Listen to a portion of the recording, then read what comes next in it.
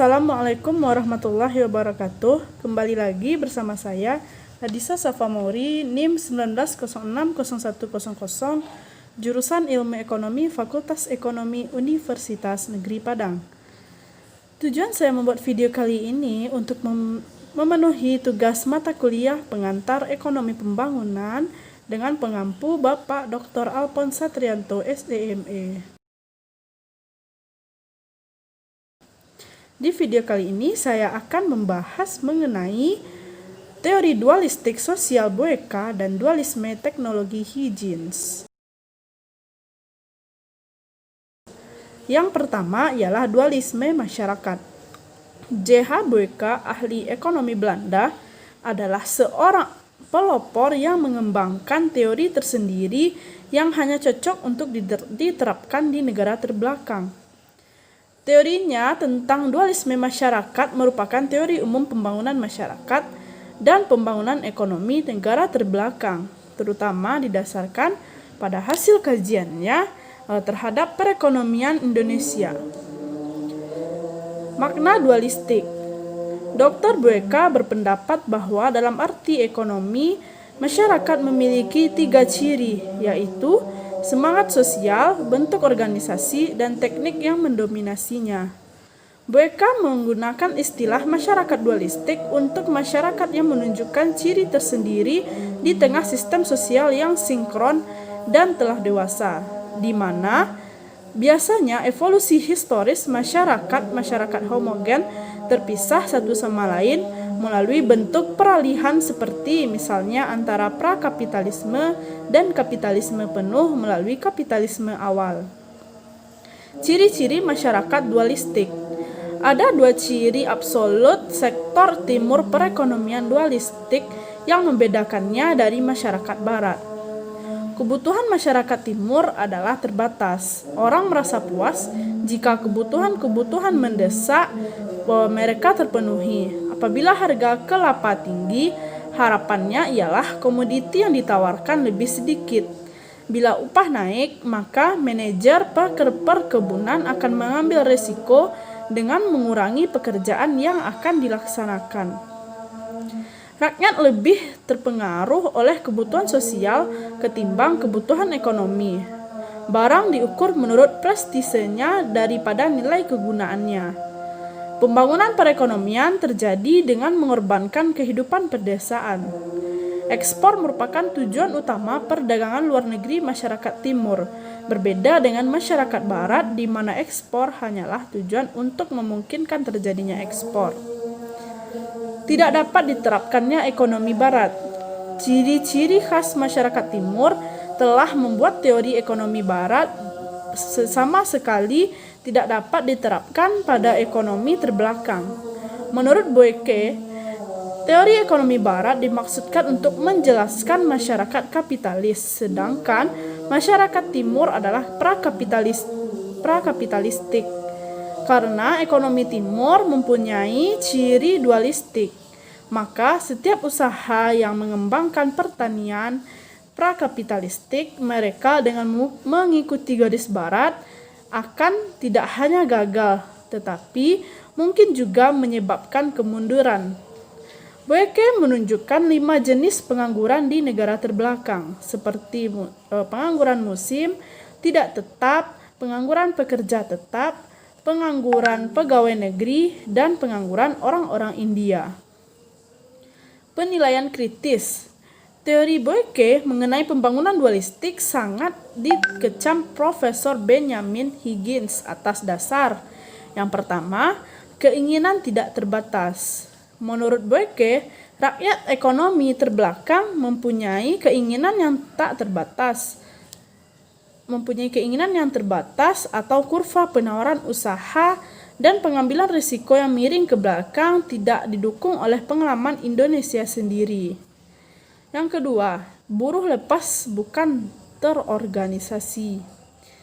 Ciri-ciri yang dikemukakan Boeka mengenai buruh lepas timur sebagai tak terorganisasi, pasif, dan diam adalah tidak konsisten dengan tumbuh kuatnya buruh terorganisasi di Indonesia, India, dan dimanapun. Di sektor pertanian, buruh lepas mungkin terorganisasi penuh, tetapi di perkebunan teh, kopi, dan karet, gerakan serikat buruh adalah elemen yang terkuat di dalam perekonomian tersebut. Yang ketiga ialah buruh timur bukan tidak mobil. Perdagangan Boeke bahwa rakyat pada ekonomi timur enggan untuk meninggalkan desa mereka. Kenyataannya, kehidupan kota dengan segala daya pikatnya seperti bioskop, toko, restoran, dan peristiwa-peristiwa olahraga selalu menyebabkan migrasi dari wilayah perdesaan. Kecaman pengangguran dan fasilitas dasar yang tidak memadai di kota-kota besar justru merupakan akibat dari migrasi tersebut. 4. Tidak khas ekonomi terbelakang. Boeke menganggap teori dualistiknya hanya untuk ekonomi timur, walaupun dia sendiri mengakui bahwa dualisme sosial juga hadir dalam perekonomian terbelakang, Afrika dan Amerika Latin. Setiap ekonomi dapat dibagi menjadi wilayah-wilayah tersendiri dengan berbagai peringkat kemajuan teknologi yang berbeda-beda. Yang kelima ialah dapat diterapkan pada masyarakat barat. Setiap inflasi kronis muncul dan mengancam ekonomi barat.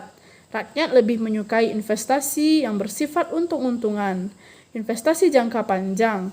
Menurut Higgins, para ahli ekonomi barat belakangan ini mengembangkan suatu telaah menyeluruh yang berkaitan dengan preferensi likuiditas dan preferensi keamanan dengan memperhatikan keanggaran para investor seluruh dunia untuk menerima risiko atau likuiditas dan preferensi kuat mereka untuk menyimpan modal dalam bentuk yang liquid dan aman. Yang keenam, bukan suatu teori, tetapi deskripsi. Teori dualistik Boeke hanya suatu deskripsi masyarakat timur di mana ia menunjukkan ciri-ciri khas masyarakat timur yang tidak harus dikembangkan melalui garis-garis barat.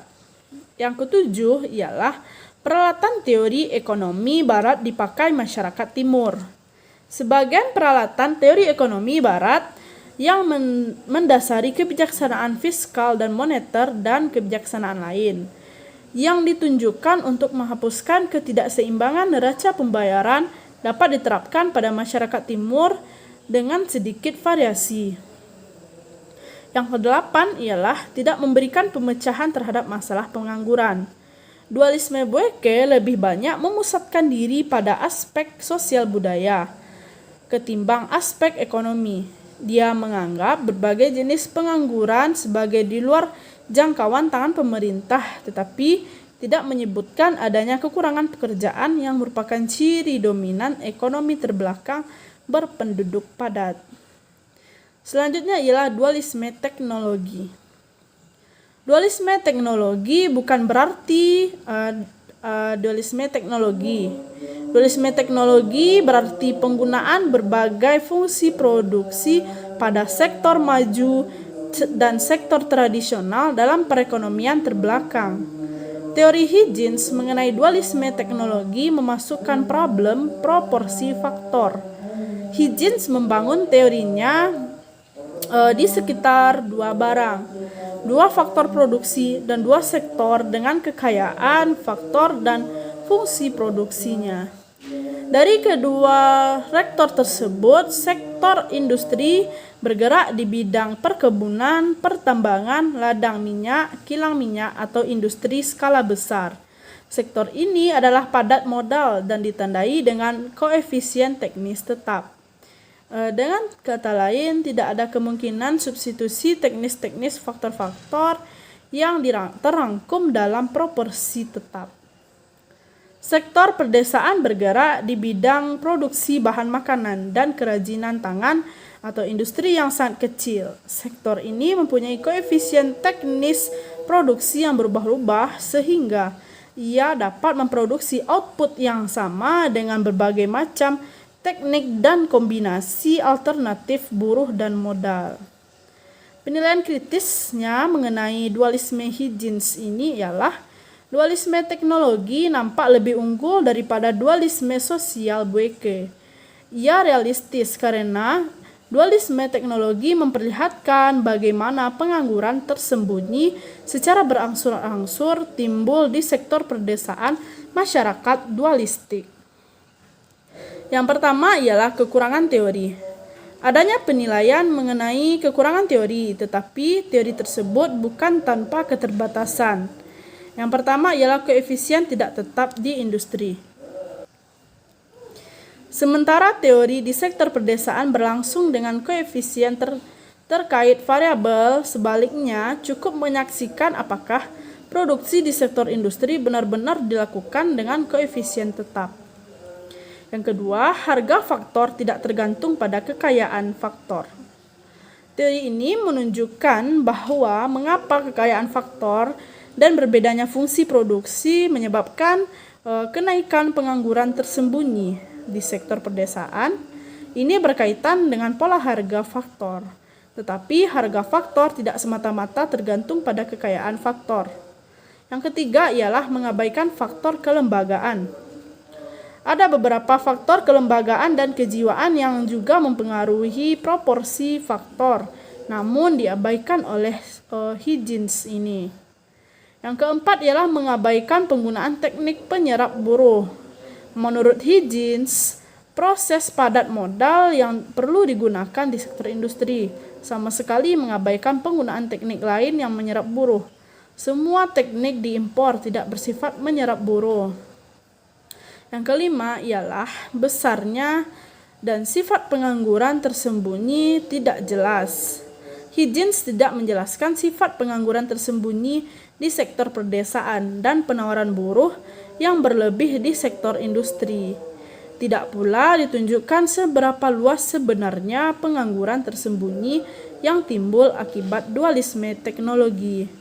Baiklah, demikianlah penjelasan saya pada video kali ini. Salah dan janggal mohon maaf. Assalamualaikum warahmatullahi wabarakatuh.